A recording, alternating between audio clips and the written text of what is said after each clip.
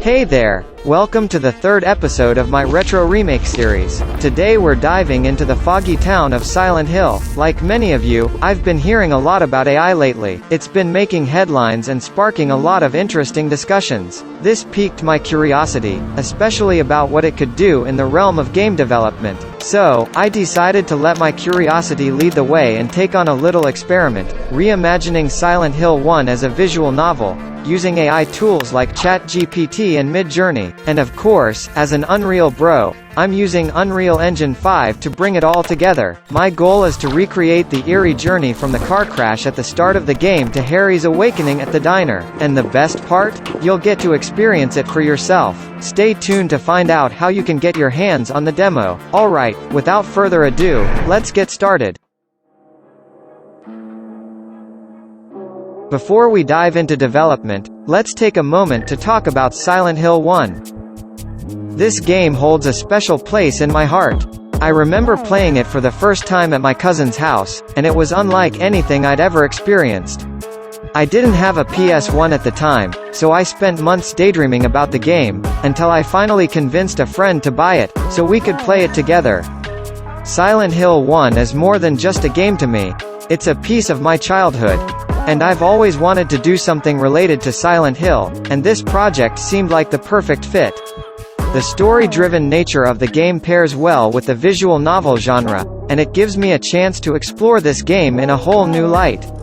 Now, you might be wondering, why a visual novel? Well, I've always been intrigued by the genre. And with the AI tools I'm using, ChatGPT for crafting the story and dialogue, and Midjourney for creating the art, the visual novel format seemed like the perfect fit. So I decided to go with that. Now that I knew what type of game I wanted to make, the first step was to create the general story and a list of scenes. For this, I turned to ChatGPT. I fed it some basic information on what I wanted to do, and let it do its thing. And here is a list of scenes that ChatGPT came up with. So far so good. Now that I had a list of the scenes, the next step was to start creating some art. For this, I turned to Midjourney.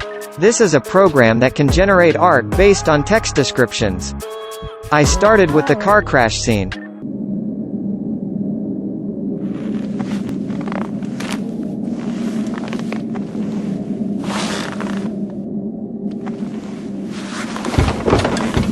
I fed Midjourney the description for the scene and let it do its magic.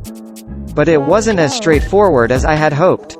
I found myself wrestling with Midjourney, trying different descriptions and settings, and getting a lot of different results. Here are some of the results I got.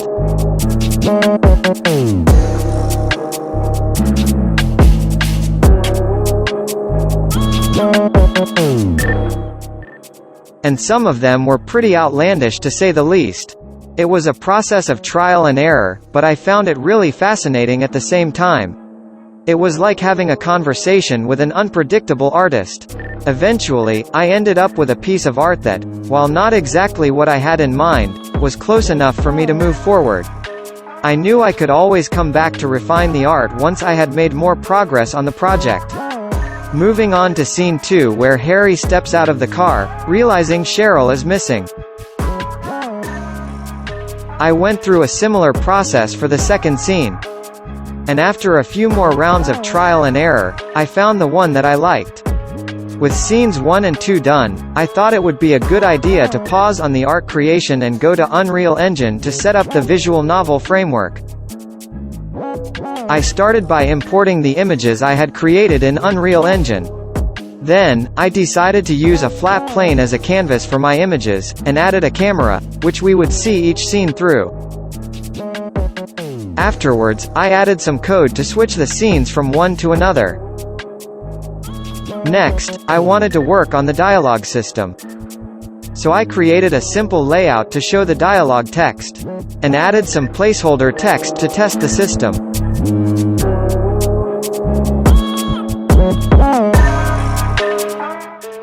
Now that I had a basic working system, I went back to Midjourney to create the next scene, which is Harry walking down a foggy road, calling out for Cheryl.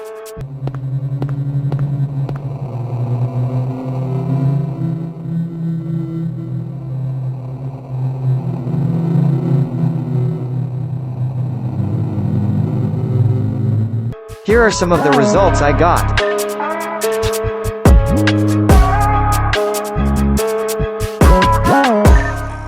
I liked the art style and color palette of this one, so that is what I went with.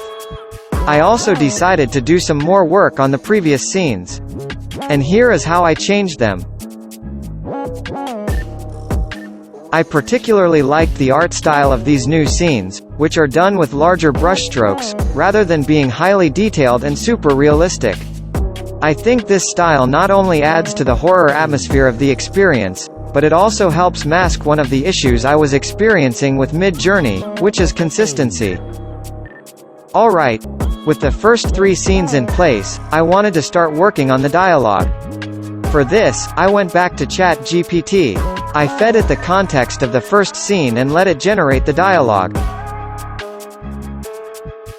Next, I needed to integrate this dialogue into the game.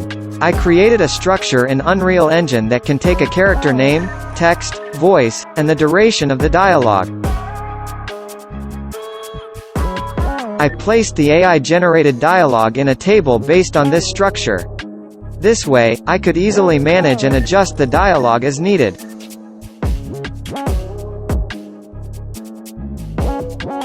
Afterwards, I changed the font from Unreal's default font to something more suitable, and added a background behind the text for better readability. Here's how the dialogue looks in the game.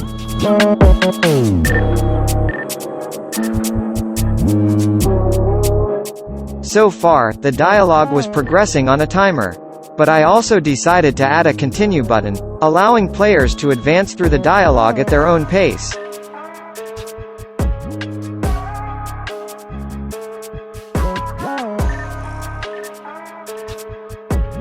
Here's how the improved dialogue system looks in the game. With these enhancements, the dialogue not only looked better, but it also felt more immersive and engaging. Now that the visual novel system was in place, it was time to create the artwork for the rest of the scenes. This was a major part of the project, and I was excited to see how Midjourney would interpret the descriptions for each scene.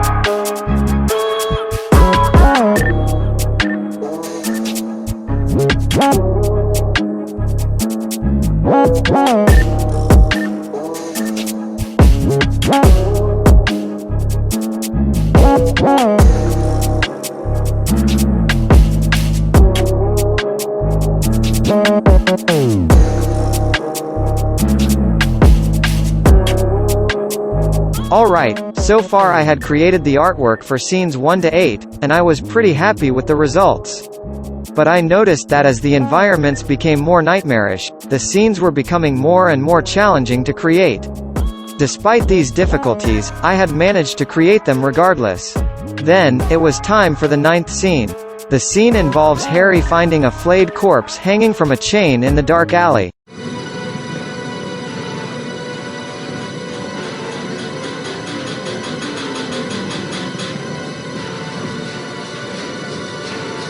What is this? What's going on here? This gruesome scene really sets the tone for the horror elements of Silent Hill, and I was excited to see how it would turn out.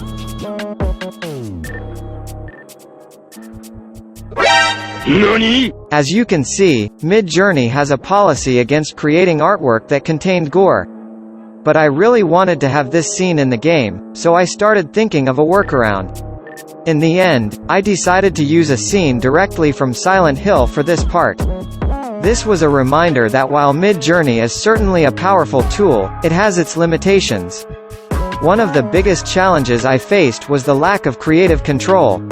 AI interprets descriptions in its own way, which can lead to results that are different from what you envisioned. Alright, with scene 9 in place, I moved on to creating the last scene, which is Harry getting attacked by monsters. And afterwards, I did all the remaining dialogue. And to finish up, I added a nice transition effect at the end.